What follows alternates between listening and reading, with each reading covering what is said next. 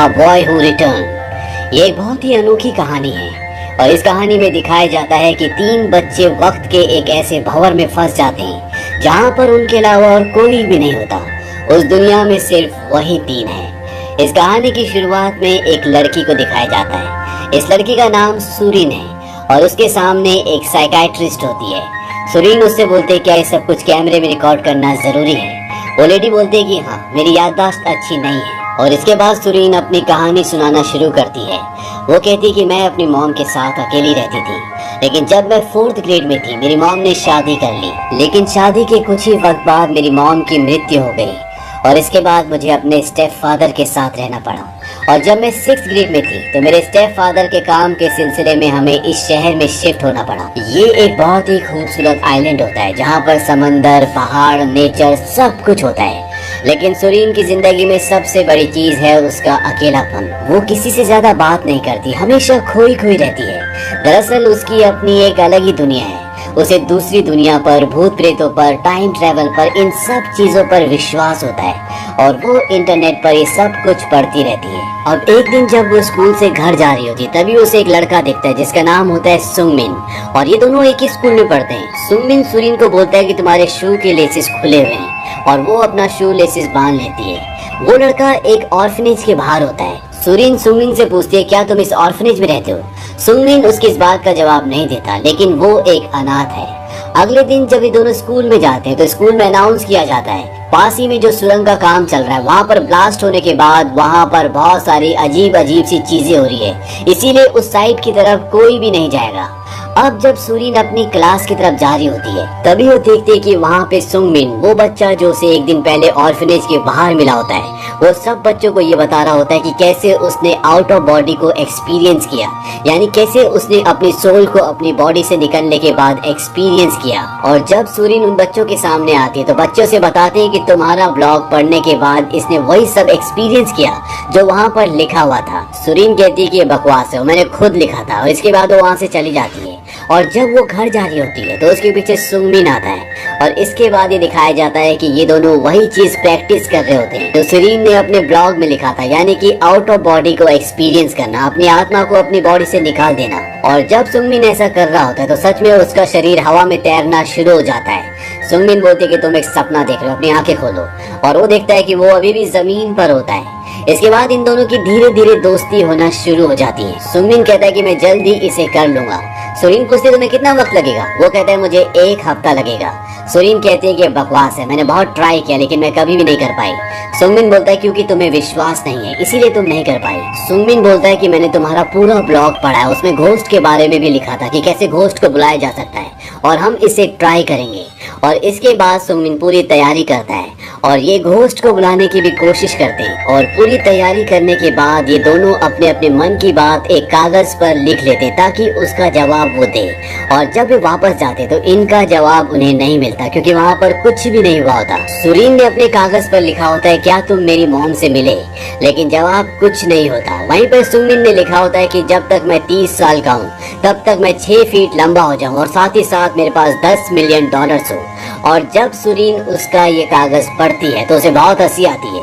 वो कहती है कि मैंने तुम्हें कहा था कि तुम्हें सवाल लिखना है, तुमने तो विश लिख दी। और उसकी ये पागलों वाले विश पढ़ने के बाद सुरीन पहली बार हंसती है। ये दोनों बहुत हंसते हैं। हालांकि सुंगमिन भी उसकी विश जानना चाहता है कि उसने क्या सवाल लिखा था, लेकिन सुरीन उसे नहीं दिखाती। इसके बाद सुंगमिन एक दिन सुरीन को एक पुराना वुडन घर दिखाने के लिए ले जाता है और वहाँ पर सुरीन सुंगमिन को बताती है कि वो भी एक ऑर्फन है। दरअसल जिस आदमी के साथ वो रहती है वो उसके स्टेप फादर हैं, उसके माँ बाप अब मर चुके हैं। सुंगमिन बताता है कि मेरे पिता ने जब मुझे ऑर्फनेज के बाहर छोड़ा था उन्होंने कहा था कि तुम किसी भी हालत में सरवाइव कर जाओगे, भले तुम किसी दूसरे डायमेंशन में क्यों न चले जाओ। यहाँ पर इन दोनों के बीच में एक बात कॉमन होती है कि इनके पास अपना कोई भी खून का रिश्ता नहीं होता, इसीलिए इन दोनों के बीच में अब एक अपनापन पैदा हो जाता है। सुंगमिन को सुरीन यहाँ पर किस भी करती है। इसके बाद ये दोनों यहाँ से निकल जाते हैं। अगले दिन सुंगमिन अपने दोस्तों के साथ कंस्ट्रक्शन साइट पर जा रहा होता है। वहाँ पर सुरीन भी आती है और सुरीन को जब ये पता चलता है तो वो कहती है कि मैं भी तुम्हारे साथ आना चाहती हूँ, लेकिन वो उसे अपने साथ नहीं ले जाना चाहते क्योंकि सुरीन के पिता उसी कंस्ट्रक्शन साइट पर काम करते हैं और स्कूल में ये मना भी किया गया था कि उस साइट की तरफ कोई भी नहीं जाएगा क्योंकि वहाँ पर ब्लास्ट हो रहे हैं, वहाँ पर बहुत सारी अजीब सी चीजें हो रही हैं। लेकिन सुंगमिन और उसके तीनों दोस्त उस जगह जाना चाहते हैं, इसीलिए अब ये पांचों के पांचों उस तरफ चले जाते हैं। लेकिन इन पांच में से एक लड़का आधे रास्ते से वापस घर चला जाता है और ये चारों उस साइट पर पहुंच जाते हैं जहाँ पर सुरंग का काम चल रहा है, लेकिन इन्हें वहाँ पर कुछ भी ऐसा खास नहीं दिखता। दरअसल ये सब के सब जंगल के रास्ते गए होते हैं और तभी इन्हें जंगल में एक छोटी सी सुरंग दिखती है और ये तय करते हैं कि ये सब के सब इस सुरंग के अंदर जाएंगे। और जब ये सुरंग के अंदर जाते हैं तो वहाँ पर इन्हें पानी के अंदर एक चमकती हुई चीज दिखती है जो कि अंडे के आकार की होती है। सुरीन कहती है कि मुझे लगता है ये मिटियोर है जो स्पेस से यहाँ पर गिरा है। और इसके बाद सुंगमिन पानी में कूदकर उस चमकती हुई चीज को बाहर ले आता है, लेकिन जैसे वो उस अंडाकार चमकने वाली चीज को पानी से बाहर निकालता है वो चमकना बंद हो जाती है और इसके बाद सुरीन और उसके सभी दोस्त गुफाओं से बाहर आ जाते हैं और वो देखते हैं कि वो चमकने वाली बॉल, वो अंडाकार बॉल अब पूरी तरह से पत्थर की लग रही होती है। इनके साथ जो टाइसिक होता है वो कहता है शायद एक गॉब्लिन का अंडा है जो समय खाता है। मेरे दादा ने बताया था कि जिस दिन पूरे चांद की रात होती है उस दिन पहाड़ों पर एक गुफा दिखती है और ऊपर पूरा चांद भी होता है। यहाँ पर जो उसके साथ उसके दोस्त होते हैं वो कहते हैं तुम्हारे दादाजी पागल थे, वो उसकी बातों पर बिल्कुल भी ध्यान नहीं देते, ना विश्वास करते हैं। लेकिन सुरीन को उसकी बातों पर विश्वास है। वो कहते हैं मुझे और बताओ। वो कहता है मेरे दादाजी ने बताया था कि जब आप केव के अंदर यानी कि गुफा के अंदर एंटर करते हो तो गॉब्लिन तुम्हारा समय चुराते हैं, धीरे धीरे तुम बड़े होते हो और एकदम से बूढ़े हो जाते हो। अब यहाँ पर सुरीन देखती है कि उसके सिर पर जो हेयरपिन होती है वो नहीं होती और वो उसकी मॉम की आखिरी निशानी होती है। उसे लगता है कि वो अंदर गुफा में छूट गई और वो अकेले ही अंदर चली जाती है। वहाँ पर उसे वो हेयरपिन मिल जाता है और तभी पास में जो कंस्ट्रक्शन साइट चल रही होती है जहाँ पर एक सुरंग बनाई जा रही है वहाँ पर ब्लास्ट होना शुरू हो जाते हैं जिससे ये गुफा भी पूरी तरह से हिलना शुरू हो जाती है। और तभी सुरीन पानी में देखती है कि जो अंडा अभी अभी इन्होंने पानी से निकाला था वैसे ही एक अंडा पानी में चमक रहा होता है। ये देखने के बाद वो डर जाती है और जल्दी से गुफा से बाहर आती है और जब वो बाहर आती है तो वो देखती है कि वहाँ पर उसका कोई भी दोस्त नहीं होता और जो अंडा ये पानी से निकाल कर लाए थे जिसे टाइसिक गॉब्लियन का अंडा कह रहा था वो भी टूटा हुआ होता है।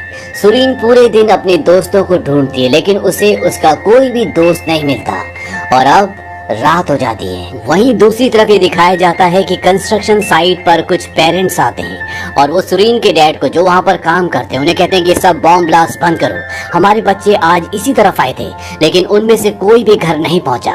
और यहाँ पर सुरीन के स्टेप फादर को ये भी बताया जाता है कि हमारे बच्चों के साथ आपकी बेटी भी थी। इसके बाद सभी लोग जंगल में अपने बच्चों को ढूंढना शुरू कर देते हैं और अगली सुबह सुरीन उन्हें मिल जाती है जो बहुत बुरी तरह से डरी हुई होती है। उसे हॉस्पिटल लाया जाता है और उससे पूछा जाता है कि क्या हुआ था। सुरीन सबको सब कुछ सच सच बता देती है लेकिन उसकी बात पर किसी को भी विश्वास नहीं होता। और इसके बाद सुरीन को कहा जाता है कि हमें उस गुफा के पास ले जाओ और सुरीन जब उन्हें गुफा के पास ले जाने के लिए जंगल में जाती है तो रास्ता भूल जाती है। सबको ये लगता है कि सुरीन झूठ बोल रही है। तभी वहाँ पर पुलिस को कॉल आता है कि उन्हें एक डेड बॉडी मिली है और ये डेड बॉडी उन तीनों बच्चों में से एक की होती है जो गायब हुए हैं। इसका नाम बुक होता है और इसकी मौत की वजह अस्थमा का अटैक बताया जाता है।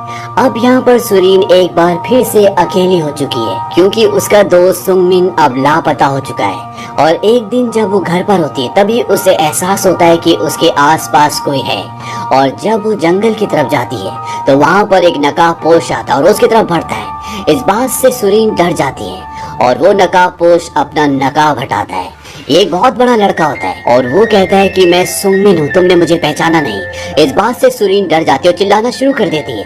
हालांकि सुंगमिन उसे चुप भी करवाने की कोशिश करता है लेकिन सुरीन वहाँ से भाग जाती है और सड़क तक पहुँच जाती है जहाँ पर उसके पिता गाड़ी से आ रहे होते हैं। ये देखने के बाद वो नकाबपोश वहाँ से चला जाता है और इसके बाद वो पुलिस वाला जिसके पास उन तीनों बच्चों के खोने का केस होता है वो उनके घर पर आता है और सुरीन बताती है कि वो नकाबपोश मेरी तरफ आया था, उसने कहा था मैं सुंगमिन हूँ। ये सुनकर वो दोनों हैरान होते हैं और पुलिस को जंगल में उस जगह जहाँ पर सुरीन को बड़ा लड़का मिला था वहाँ पर एक नोटबुक मिलती है और पुलिस जब उस नोटबुक के बारे में सुरीन से पूछती है क्या ये तुम्हारी है तो सुरीन देखती है कि उस नोटबुक में उस भाषा का इस्तेमाल किया गया होता है जो सुरीन और सुंगमिन किया करते थे और वो समझ जाती है कि ये सुंगमिन ने लिखी है क्योंकि इस भाषा को ये दोनों ही पढ़ सकते हैं। सुरीन कहती कि हाँ ये मेरी नोटबुक है, और वो उस नोटबुक को लेकर वहाँ से निकल जाती है। और जब वो उस नोटबुक को पढ़ती है तो उसमें वहाँ से आगे की कहानी लिखी होती है, जब सुरीन गुफा के अंदर चली गई थी और ये तीनों बच्चे गुफा के बाहर रह गए थे, और वो अंडा जो ये पानी के अंदर से निकाल कर लाए थे ये उसको फोड़ देते हैं। और तभी यहाँ पर समय में कुछ बदलाव होता है और ये समय के एक भंवर में फंस जाते हैं जहाँ पर पूरी दुनिया पॉज हो जाती है। सुंगमिन गुफा के अंदर भी आता है जहाँ पर सुरीन होती है, लेकिन वो भी पॉज हो चुकी है, ना वो बात कर सकती है ना वो सांस ले सकती है। ये तीनों बच्चे शहर में आते हैं और शहर में देखते हैं कि पूरा शहर उस पल में पॉज हो गया होता है जिस पल में इन्होंने उस अंडे को फोड़ा था। यहाँ तक कि पंछी भी जिस जगह पर उड़ रहे थे वो भी वहीं पर पॉज हो गए थे। शुरू में इन्हें ये सब कुछ अच्छा लगता है, शहर में जाते हैं, वहाँ पर जो मन करता है वो करते हैं, जो खाना होता है वो खाते हैं। लेकिन धीरे धीरे वक्त बीतता है और इन्हें अब इन चीजों से परेशानी होना शुरू हो जाती है। ये जिस भी चीज को उठाकर हवा में छोड़ते हैं वो वहीं पर अटक जाती है।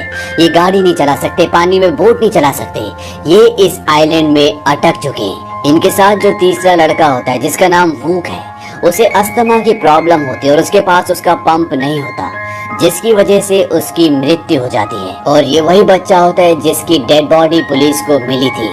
धीरे धीरे वक्त बीतता है और ये इस दुनिया में बहुत बड़े हो जाते हैं। आज इन्हें यहाँ पर 5 साल से ज्यादा हो चुके हैं। जब यहाँ फंसे थे तो 14 साल के थे, यानी कि अब ये लगभग 20 साल के हो चुके हैं। और अब जो सुंगमिन के साथ उसका दोस्त टी-सीक है वो पूरी तरह से हताश हो चुका है।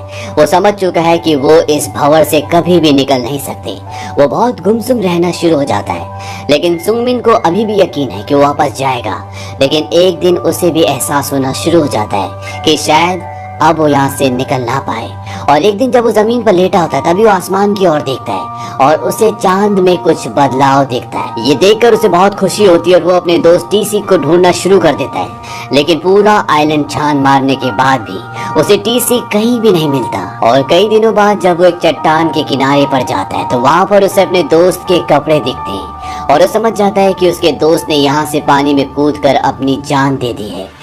इस बात से वो पूरी तरह से हताश हो जाता है। वो कहता है शायद कुछ भी बदला नहीं था, ये सब मेरा भ्रम था और जो कुछ भी हुआ इसमें मेरी गलती थी, क्योंकि वो अंडा सुंगमिन ने फोड़ा था। और अब वो भी अपनी जान देने के लिए उस चट्टान से पानी में कूद जाता है। और जब वो पानी के नीचे जाता है तो वहाँ पर उसे अपने दोस्त की डेड बॉडी भी दिखती है। और तभी पानी में जो मछलियाँ पूरी तरह से पॉज होती है वो हिलना शुरू हो जाती है। और अगले पल सुंगमिन देखता है कि वो समंदर के किनारे पर है। वक्त एक बार दोबारा से चलना शुरू हो गया है, यानी कि वो वापस अपनी दुनिया में पहुंच चुका है। हालांकि उसने उस रुकी हुई दुनिया में कई साल बिताए, वो बड़ा हो चुका है, लेकिन ये दुनिया अभी उसी जगह पर होती है जहां उसकी छोटी सी दोस्त सुरीन अभी भी छोटी है। और अब सुरीन को पूरी कहानी समझ में आ जाती है कि उनके साथ क्या हुआ था। वो बाहर पुलिस वालों को कहती कि मैंने जो तुम्हें बताया था वो सब कुछ झूठ था।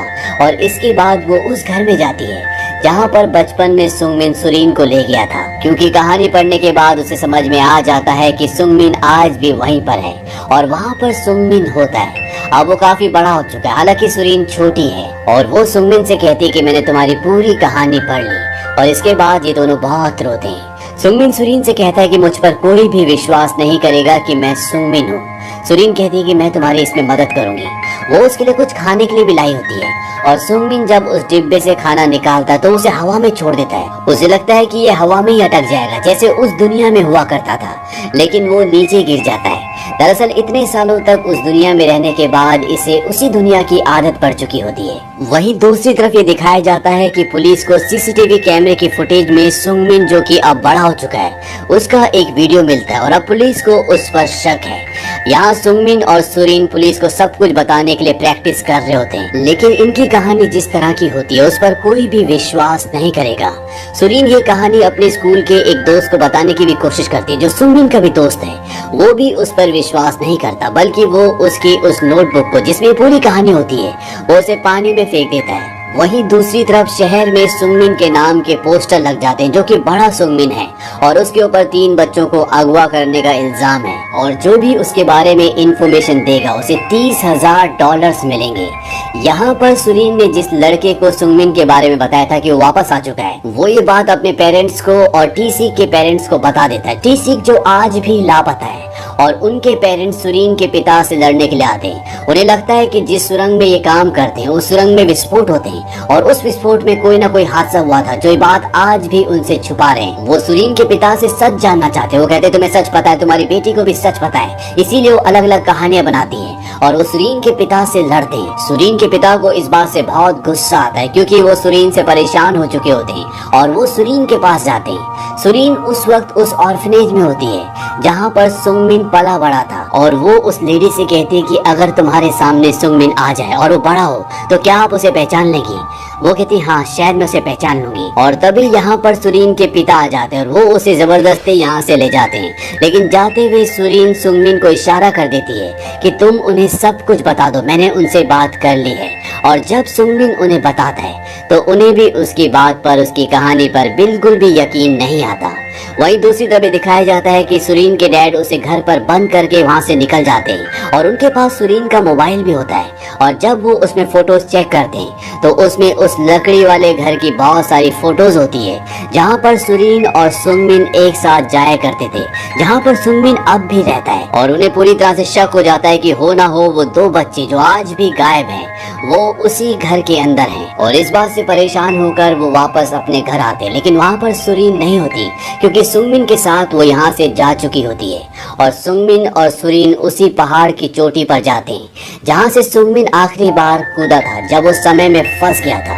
और सुरीन यहाँ पर बोलती है कि टीसी के दादा ने जो उसे कहानी सुनाई थी वो बिल्कुल सच थी, लेकिन उन्हें ये कहानी कैसे पता चली? सुंगमिन सुरीन को कहता है कि जब उसके दादा का एक दोस्त बहुत सालों पहले गायब हो गया था तो लोगों ने कहा था कि वो गॉब्लियन के अंडे की वजह से गायब हुआ। सुरीन कहती है कि इसका मतलब गॉब्लियन का अंडा पास्ट में भी था और तभी उसे वो पल याद आता है जब वो सुरंग के अंदर अपनी हेयर पिन लेने के लिए गई थी और वहाँ पर उसे पानी के अंदर दोबारा रोशनी दिखी थी, यानी कि वहाँ पर गॉब्लियन का अंडा दोबारा वापस आ गया था।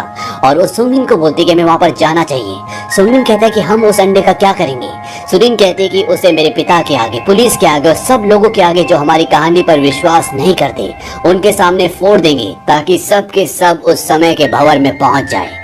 लेकिन सुंगमिन ऐसा नहीं करना चाहता क्योंकि उसने अपने दोस्तों को वहां पर मरते हुए देखा है। वो कहता है कि हम दोनों यहाँ से कहीं दूर चले जाते हैं जहाँ पर हमें कोई भी पहचानता ना हो। और इसके बाद ये उस वुडन के घर पर जाते हैं जहाँ पर सुंगमिन रहता है। वहाँ पर उसके पास बहुत सारे पैसे भी होते हैं, लेकिन वहाँ पर पहले सुरीन के डैड होते हैं और वो पीछे से उस पर हमला करके उसे घायल कर देते हैं। लेकिन सुंगमिन भी उन पर हमला करता है और वो भी उन्हें घायल कर देता है। सुंगमिन उन्हें मारने वाला होता है लेकिन सुरीन मना कर देती है और इसके बाद ये दोनों वहाँ से निकल जाते हैं। बाद में यहाँ पर पुलिस भी आती है लेकिन उन्हें यहाँ पर कोई भी नहीं मिलता। लेकिन सुरीन के पिता पुलिस को सुरीन का मोबाइल दे देते हैं जिसमें सुंगमिन की फोटोज भी होती हैं। और अब सुरीन और सुंगमिन इस शहर से बाहर निकलने की कोशिश कर रहे होते हैं लेकिन बिना आईडी के उनको टिकट नहीं मिलती। वहाँ पर वो देखते हैं कि टीवी पर सुरीन की और सुंगमिन की फोटो भी दिखाई जा रही है और इसका मतलब ये है कि अब इन्हें पूरा शहर ढूंढ रहा है। सुरीन और सुंगमिन वहाँ से निकल जाते हैं। पुलिस इनका पीछा भी करती है जिसमें पुलिस सुरीन को पकड़ लेती है लेकिन सुंगमिन वहाँ से भाग जाता है। और अब पुलिस सुरीन से इन्वेस्टिगेशन करना शुरू करती है। पुलिस को ये लगता है कि उस लकड़ी वाले घर में जंगल में सुरीन को एक लड़का मिला जिसने सुंगमिन को अगवा कर लिया और सुरीन को यकीन दिला दिया कि वो ही सुंगमिन है। पुलिस सुरीन को कहते हैं कि हो सकता है कि सुंगमिन और उसका दोस्त टी-सीक अभी भी जिंदा हो और तुम उनकी मदद कर सकते हो। लेकिन सुरीन उन्हें कुछ भी नहीं बता सकती क्योंकि सच्ची कहानी वो उन्हें सुना चुकी है। और उसी रात वो वहाँ से भागने में कामयाब भी हो जाती है और वो देखती है कि आज भी पूरे चांद की रात होती है, ठीक उसी दिन की तरह जिस दिन इन्हें वो सुरंग दिखी थी। उस दिन भी पूरे चांद की रात थी। वो अकेले ही जंगल में चली जाती है और उसे वो गॉब्लियन की गुफा मिल जाती है जहाँ पर उन्हें वो अंडा मिला था। सुरीन गुफा के अंदर जाती है और पानी के अंदर से वो उस चमकदार अंडे को बाहर ले आती है और जब उस सुरंग से बाहर निकल रही होती है तो सुरंग के बाहर अंडे को रख देती है। अंडा लुढ़कते हुए नीचे खिसक जाता है जहाँ पर पहले से सुंगमिन खड़ा होता है और वो अंडे को उठा लेता है। वो सुरीन को कहता है कि ये सब करने की जरूरत नहीं है, मैं पुलिस को बोल दूंगा कि जो बच्चे गायब हुए थे मैंने उन्हें किडनैप किया था और फिर मैंने उन्हें मार दिया। सुरीन कहती है जब पुलिस तुमसे पूछेगी तुम कौन हो तब तुम क्या कहोगे? वो कहती है मुझे करने दो, तुम्हें इसमें इन्वॉल्व होने की जरूरत नहीं है।